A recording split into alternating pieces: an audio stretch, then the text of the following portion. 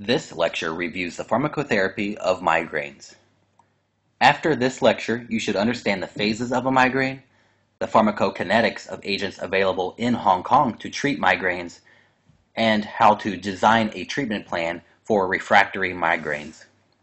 You should also be familiar with adjunctive therapies for the management of migraines and how to treat a migraine during pregnancy. This is the outline of the lecture. We will start by reviewing the classification of migraines and headaches, then treatment, management during pregnancy, and finally a summary, as this is a large subject. Headaches can be classified into two areas, primary and secondary. Primary consists of migraines, tension headaches, cluster headaches, and chronic daily headaches. Secondary is a headache originating from another source, such as a trauma, infection, substance abuse, or other identifiable cause. A few studies have looked at the prevalence of migraines in Hong Kong with different results, showing incidence rates of migraines in Hong Kong anywhere between 1.5 and 12.5%. This 12.5% prevalence rate is more in line with other international estimates, with migraines being 3 times more common in females than males. If migraines start in a patient after the age of 50, one should look for secondary causes, as the onset of migraines after the age of 50 is atypical. Disease states that commonly appear in patients with migraines include depression and anxiety, both with a mean comorbid prevalence rate of about 25%, bipolar disorders, hypertension, epilepsy, and insomnia. In one study looking at Chinese females in Hong Kong, it showed that women who reported insomnia had a 3.2-fold increased risk of having migraines. What is the difference between a migraine and a headache? The table shows the difference in location. Migraines can be both unilateral and bilateral, whereas tension-type headaches are bilateral and cluster headaches are unilateral. The table shows other characteristics, including patient appearance, duration, and associated symptoms that may help differentiate between a migraine and other types of headaches. This is an age distribution of the occurrence of migraines. The highest occurrence of migraines occurs in patients in their 30s and early 40s. The general approach to the treatment of migraines includes ruling out secondary or other causes of migraines, identifying and eliminating the triggers. It is also appropriate to determine if a patient requires prophylactic treatment or just acute treatment is needed. A patient with a new onset of migraines should keep a migraine patient log to identify possible triggers. Things to keep track of include diet, sleep patterns, and various characteristics of the migraines they experience. There have been many identified triggers, with some of the more common ones including emotional stress, hormones, not eating, weather, sleep disturbances, and so on. Some triggers can be predicted based on patient characteristics. An example such as sleeping disturbances being the cause for people who work night shift or are flight attendants. There are up to 4 phases in a migraine. Not all migraines have 4 phases. The prodrome phase is the first phase of the migraine, and it occurs in up to 60% of patients. Symptoms of the prodrome phase include euphoria, depression, irritability, food cravings, constipation, and neck stiffness. The second phase is an aura. This occurs in 25 to 31% of patients and lasts for up to an hour after the gradual onset of usually longer than 5 minutes. There are 3 types of aura in order of prevalence. They are visual, sensory, and language. The aura and headache phases can overlap in some patients. The third phase is the headache phase. In the majority of cases, the headache is unilateral and tends to have a throbbing or pulsatile quality. Treatment in the earlier phases is much more effective than treating once the migraine has become severe. There are several subtypes of migraines that we will not cover in depth in this lecture. The pathophysiology of migraines was once led by the vascular hypothesis, but is now largely refuted due to advances in imaging technology. The neurovascular hypothesis is now the leading hypothesis, stating that migraines are a disorder of endogenous pain modulating systems, particularly in the subcortical structures, which are pointed out on this graphic. Listed on this slide are the diagnostic criteria for a migraine without aura. Pharmacists don't generally diagnose migraines, so I will not go in depth on the diagnosis of a migraine. Different criteria are used for a migraine with an aura. The differential diagnosis for migraines with auras include transient ischemic attack, or a TIA, seizures, syncope, and vestibular disorders. The information on these two slides will not be assessed on the test. Now, let's discuss the treatment of migraines.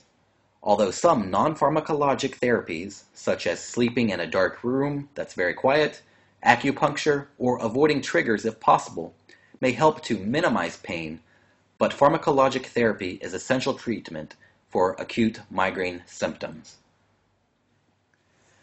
The goals of acute migraine treatment are as follows: to treat attacks rapidly without recurrence, achieve a pain-free response by 2 hours, restore the patient's ability to function, minimize the use of backup and rescue medications, optimize self-care while being cost-effective and having minimal or no adverse effects. Migraine treatments are divided into two types: abortive acute treatment and prophylactic therapy. This lecture will focus on acute abortive treatment. Abortive therapy includes two types: specific and non-specific. Non-specific medications include NSAIDs, opioids, and other miscellaneous agents. Specific therapy consists of the triptans and the ergot alkaloids. Prophylactic anti-migraine agents will not be discussed in depth, as prophylactic therapy is not done in the emergency department setting. First, let's discuss an essential therapy, the triptans. There are currently 7 triptans on the market in various countries. The first 2 listed on the chart are the only ones available in Hong Kong: sumatriptan and zolmitriptan. The 2 listed on the bottom of the table, frovatriptan and naratriptan, are unique in that they are long-acting. You do not need to know anything about rizatriptan, elatriptan, or almotriptan for the exam. As you can see on the table, the pain-free response and recurrence rates for sumatriptan and zolmitriptan are very similar. Placebo rates of pain-free response at 2 hours is generally anywhere between 8 and 30%. You will notice that the pain-free response at 2 hours is inferior for the long-acting triptans, but the recurrence rate is improved with these longer-acting agents. An important property of the triptans is that they are available in different formulations. This is helpful as nausea and vomiting is very common with migraine attacks, so the oral administration route is not always tolerated. Other routes of administration can help with faster onset of action, especially in many patients who experience gastroparesis along with their migraine. Bioavailability can be increased also with alternative routes of administration. You can look at sumatriptan as an example. The time to maximum concentration of sumatriptan oral tablets is 2 hours, whereas intranasal route is faster at 1.3 hours, and subcutaneous route is even faster, taking less than 15 minutes. You will notice that the half-life of the preventative prophylactic triptans is significantly longer. The example is frovatriptan with a half-life of 25 hours. Both triptans that are currently available in Hong Kong are metabolized by monoamine oxidase. In an urgent situation, onset of action is important. Patients in pain want rapid relief, so treatment options with faster onset are preferred. There are a few drug interactions worth noting for the triptans listed in this table. The interaction with triptans and SSRIs is for the concern of serotonin syndrome, which is extraordinarily rare. Both sumatriptan and zolmitriptan can begin to provide relief in less than 45 minutes. Sumatriptan is the most commonly used triptan. In comparison to the previous leading therapy, dihydroergotamine, it was shown to be more effective at 1 and 2 hours, but equivalent at the 3rd and 4th hours post-treatment. Triptans are preferred over the ergot alkaloids now, as they are faster acting and have fewer adverse effects. The molecules shown on this slide are sumatriptan and serotonin. You can see how similar these two molecules are. It's kind of like alligators and crocodiles, very minor differences between the two. The similarity in structure should make it easy for you to remember the mechanism of action of the triptans is serotonin agonism. There are several concerns to consider when deciding on triptan therapy, just like with any other drug. This slide lists items to think about before recommending. Guidelines state that it is safe to use triptans in children as young as 12 years old. Adverse effects include a tingling sensation, numbness, anxiety, agitation, dizziness, as well as some other less common adverse effects. Also, with intranasal administration, there is a bitter, unpleasant taste. Sumatriptan generally has less adverse effects than zolmitriptan. Due to the vasoconstrictive properties, there has always been concern with triptan usage in patients with coronary artery disease or related vascular diseases, and their usage should be avoided or closely monitored in these patients. Recurrence of migraines after administration of a triptan does occur in 30 to 40% of patients. This is more common in patients who experience severe migraines, prolonged migraines, and patients who only have partial pain relief with administration of a triptan. The second dose of the triptan can be given at least an hour after the initial dose. This is particularly encouraged if the patient had a partial response from the first dose. Using combination therapy of a triptan and an NSAID has been shown to reduce the incidence of migraine recurrence. If you try a triptan and it does not provide relief, attempting a different triptan can provide a response, as patients respond differently to different triptans. As an example, if sumatriptan does not work for a patient, it is appropriate to try zolmitriptan in that patient. Inconsistency in benefit can be attributed to many reasons, with one of the most common rationales being that there is low and variable bioavailability of some of the triptans. As shown earlier, sumatriptan PO has a bioavailability of 14 to 15%. Patients can develop tachyphylaxis to a triptan, which is that after repeat exposure to the triptan, the efficacy of the triptan may begin to decline. It's just like how if you repeatedly eat Genki sushi, it eventually doesn't taste so great anymore. If you repeatedly take triptans, they may eventually not work so great anymore. You can always try a new sushi place, just like you can always try a different triptan.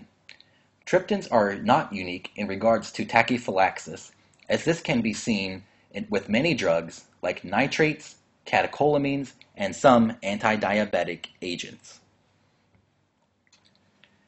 The next class of anti-migraine agents we will discuss are ergot alkaloids, which are also serotonin agonists.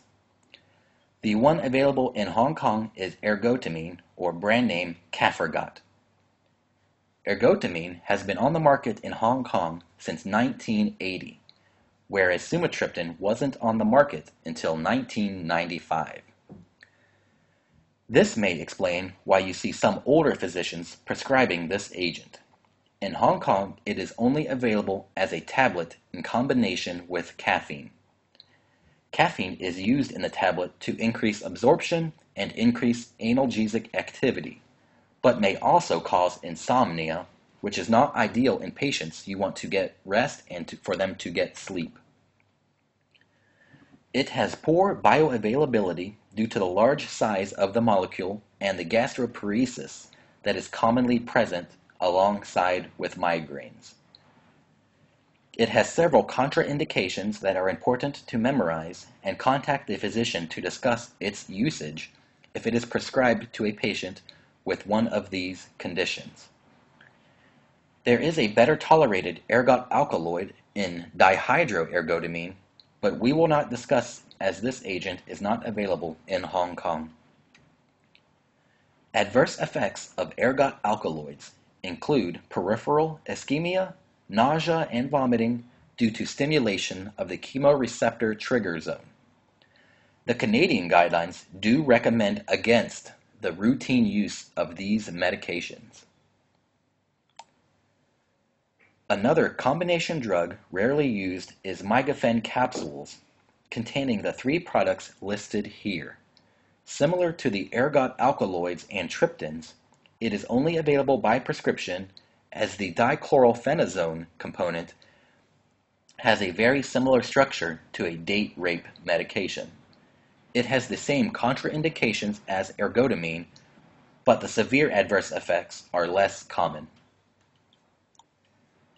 Dopamine antagonists are the next drug class we will discuss. Dopamine antagonists serve two roles, as they have been shown to be effective in the treatment of migraines and as an antiemetic. The concern with using these medications is the adverse effect profile, with concerns of QT prolongation and extrapyramidal symptoms. Side effects from these medications are akathisia and acute dystonic reaction, which can be prevented or treated with diphenhydramine. They are often used as additive therapy in addition to triptans, NSAIDs, or the ergot alkaloids. Promethazine is also commonly used in children due to lower incidence of EPS adverse effects. EPS is extrapyramidal symptoms. Prostaglandin inhibitors, primarily NSAIDs, are the treatment option we will discuss next. These are prominently utilized and are effective in mild and moderate migraine attacks by reducing neurogenic inflammation. They are also used in severe attacks alongside triptans to enhance efficacy. Dexamethasone may also be sometimes used to reduce the risk of early migraine recurrence, but this is prophylactic therapy, not an acute abortive therapy. These are the doses and agents of NSAIDs that have shown proven efficacy in treating migraines. Parenteral ketorolac has even been shown to be equally effective as the triptans and dopamine agonists in a meta-analysis of 8 randomized controlled trials. However, there are no studies comparing different NSAIDs against each other. A 33-year-old female with severe migraine presents to the emergency department starting 1.5 hours ago. No other past medical history other than taking propranolol for social anxiety. She does not complain of nausea and has already taken aspirin at home with no relief. What do you recommend for abortive therapy at this point?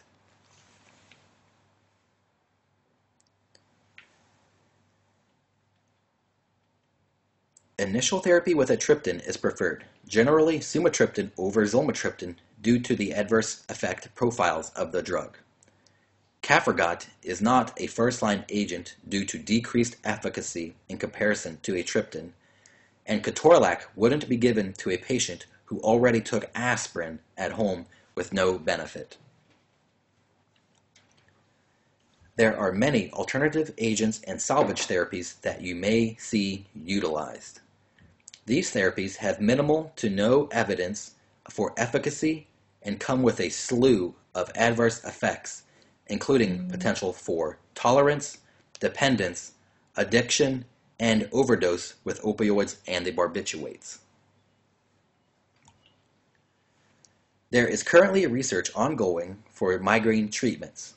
As there are already 7 triptans, development of more triptans is not at the research forefront. Different formulations and drugs with different mechanisms of action are now the research focus. Lasmiditan and CGRP antagonists are currently some drugs going through clinical trials. Also, new formulations of current drugs are currently being researched. In the first half of 2016, the FDA approved a sumatriptan inhaler shown in this picture. You insert one of the tubes into your nose and the other one into your mouth and blow. When you blow, drug is expelled into the nasal cavity. However, this formulation is not currently available in Hong Kong. There are many ways to approach the treatment of migraines. One way is to categorize the migraine into mild to moderate and moderate to severe. Treatments for more mild migraines would be paracetamol, NSAIDs, and metoclopramide. For moderate to severe migraines, or migraines that would more likely present to the emergency department, treatments include the triptans, ergotamine, and the dopamine antagonists, or parenteral ketorolac. I'll discuss this in more detail at the end of the lecture. It is important to be aware of when to consider prophylactic anti-migraine therapy instead of overusing abortive therapy. An appropriate threshold to generally recommend prophylactic therapy is that if the patient experiences more than 4 headaches per month or has headaches that last longer than 12 hours. This chart is not comprehensive of all possible treatment options, but covers treatments used in 99% of patients. This table shows prophylactic migraine therapies and the level of evidence supporting them. However, migraine prophylaxis is beyond the scope of this lecture, so I will not go into detail. This is a flowchart to help in deciding which prophylactic therapy to choose, which is largely based on the patient's comorbidities. But you will not be tested on this slide, nor the previous. They are just purely for your reference. I briefly want to discuss subtype of migraines. A chronic migraine is a headache of 15 or more days for at least 3 months, or migraine headache features on at least 8 days per month. Status migrainosus is a debilitating migraine lasting for longer than 3 days.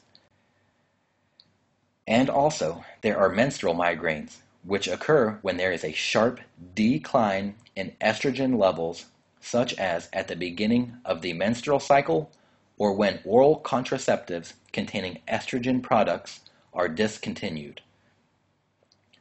Acute abortive treatment is similar to that of non-menstrual migraines. However, menstrual migraine attacks can be prevented by using prophylactic NSAIDs, triptans, and unique to this situation, oral contraceptives and estrogen-containing products. Now, we will discuss migraines during pregnancy. Pregnancy has a significant impact on migraines.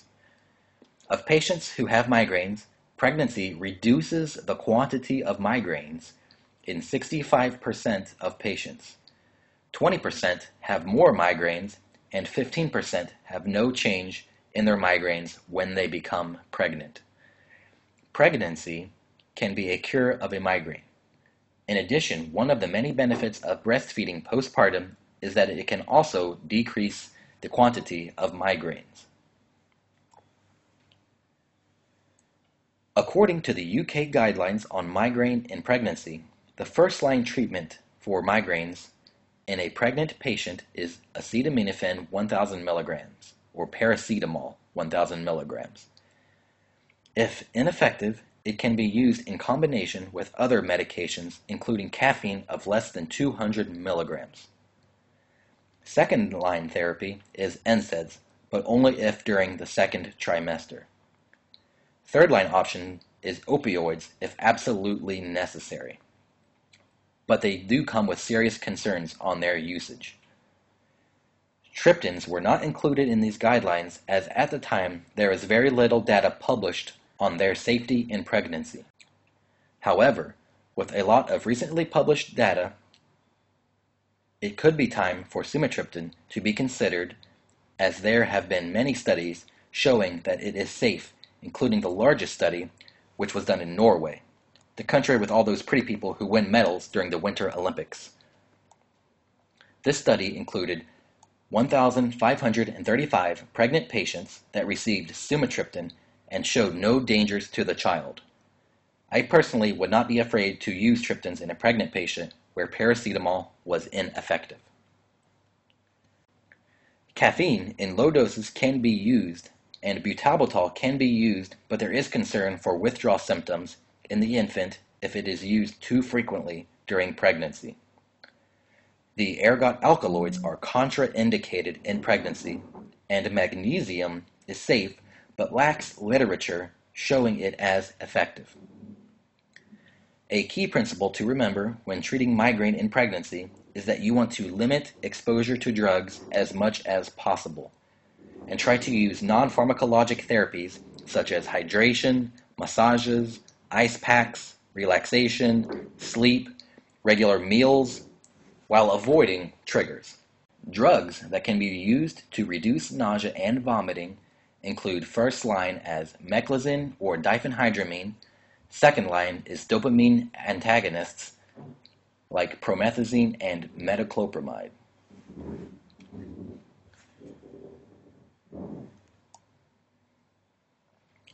In most countries, including Hong Kong, the triptans are available by prescription only. Triptans are also most effective when given as soon as possible during the onset of a migraine. So having these medications only available by prescription makes giving them as soon as possible difficult. In the UK, they have now made sumatriptan available over the counter. There are dangers with making them over the counter, as you don't want patients with severe coronary artery disease taking vasoconstrictive agents. So the question that I would like to pose for you to think about is that, are triptans a medication class that could be made available by talking to a pharmacist, or a behind-the-counter drug class? Once a diagnosis has been made by a physician, no imaging or lab tests are needed routinely in these patients. So no additional equipment would be needed at community pharmacies. The checklist on contraindications is straightforward and would be easy for a pharmacist to evaluate. It could significantly decrease healthcare costs and reduce accident and emergency department visits while providing faster access to medications, which would improve response rates. Imaging is only needed initially and if the patient presents with atypical symptoms or presentation. These are the questions the pharmacist could ask prior to dispensing the medication to ensure safety for the patient. Now I would like to summarize and highlight a few important points mentioned in the lecture. You can identify triggers by being knowledgeable on which triggers have the highest prevalence rates.